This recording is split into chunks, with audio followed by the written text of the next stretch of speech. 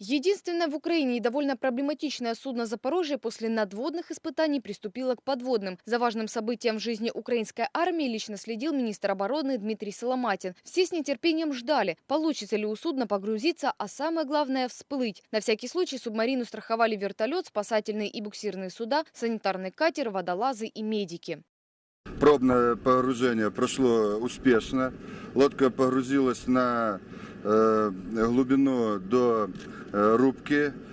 Я вам хочу сказати, що останній раз лодка погружалася в цьому ж районі, в цій же точці 18 років назад. Запорожье должна была погрузиться еще в прошлом месяце, но не все участники испытаний были к ним готовы. Не обошлось и без традиций. Руководство военно-морских сил провело ритуал посвящения всей команды в подводнике. Каждый моряк выпил целый плафон морской воды, а это около литра. Уже в море военные проверили рулевую систему, перископ, торпедные аппараты и системы жизнеобеспечения судна. Ничего не делалось для того, чтобы поддерживать корабельный состав в надлежащем боевом состоянии. Ремонт не производился. И что мы делаем в этом году? Вы посмотрите, мы 15 кораблей фактически ставим в ремонт.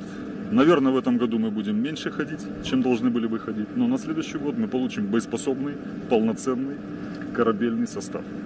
Единственная подводная лодка в состав ВМС Украины вошла в 1997 году в результате раздела Черноморского флота бывшего СССР. 20 лет она простояла на приколе. В этом году Запорожье вернули к жизни. Субмарина трижды совершала выход в море в рамках ходовых испытаний и даже приняла участие в украинско-российских учениях «Фарватер мира-2012». Юлия Кузьменко, служба новостей ТВ, Севастополь.